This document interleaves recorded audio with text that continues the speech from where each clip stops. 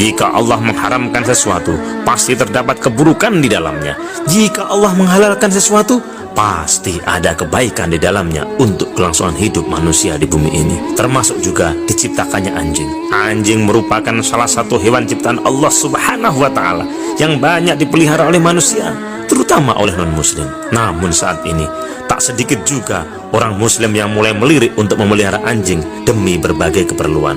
Namun tahukah Anda bagaimana proses terciptanya anjing dan asal-usul anjing hingga menjadi hewan yang haram dan juga air liurnya dinajis? Berikut cerita tentang asal-usul anjing dan diharamkannya anjing.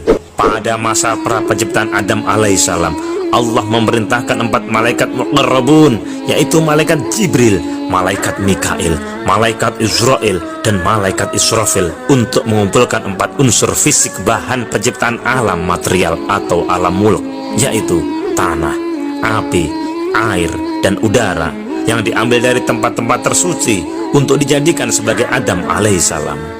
Lalu Allah malaikat Israfil untuk mengumpulkan 4 unsur fisik bahan penciptaan alam material atau alam mulk, yaitu tanah, api, air, dan udara yang diambil dari tempat-tempat tersuci untuk dijadikan sebagai Adam alaihissalam. Lalu Allah membentuk adonan jasad Adam dalam posisi terlentang, masih berbentuk tanah. Pada saat ini, karena belum ditiupkan ruh kepadanya, adonan berbentuk manusia ini belum hidup. Pada masa ini, sebagaimana Adam adalah prototipe manusia, semua hewan dan tumbuhan sudah ada prototipenya pula di surga. Melihat adonan tanah ini, iblis membaca rencana Allah Subhanahu wa Ta'ala untuk menciptakan manusia. Dia demikian cemburu, dan didatangilah adonan tanah ini, dan iblis meludah kepadanya.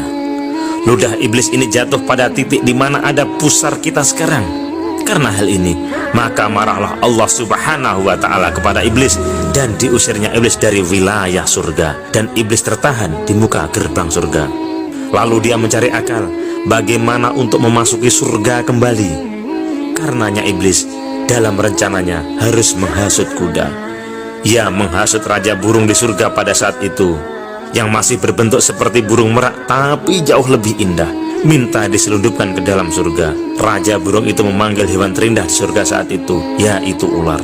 Ketika itu, ular masih hewan yang sangat indah dan memiliki 4 kaki.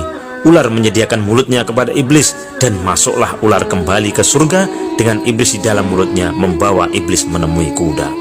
Iblis menghasut kuda dengan mengatakan, jika makhluk itu Adam alaihissalam tercipta, maka hingga akhir zaman keturunannya akan menduduki punggung keturunanmu. Kuda sangat marah mendengar hal ini, dan larilah ia ke adonan tanah Adam tadi untuk menginjak-injaknya. Tapi pada saat kuda mendekat, Allah Subhanahu wa Ta'ala mengambil secuil tanah pada bagian terkena ludah iblis tadi, dan dari tanah yang terkena ludah iblis tadi dijadikanlah seekor anjing. Anjing inilah yang mengusir kuda, dan ia sesuai perintah Allah menjaga adonan tanah Adam sampai dihidupkannya. Dari sini bisa dipahami kenapa anjing adalah hewan yang paling setia kepada manusia, karena ia tercipta dari adonan tanah yang sama dengan Adam alaihi salam. Tetapi anjing sudah tercampur dengan ludah iblis. Inilah awal mula air liur anjing menjadi dinajiskan. Demikian pula ular dikutuk membawa mulut yang beracun, karena menyediakan mulutnya sebagai tempat iblis menyelundup. Ia pun dikutuk dengan dibuang ke4 kakinya menjadi melata dan lambat, dan dihilangkan predikatnya sebagai hewan terindah di surga yang pernah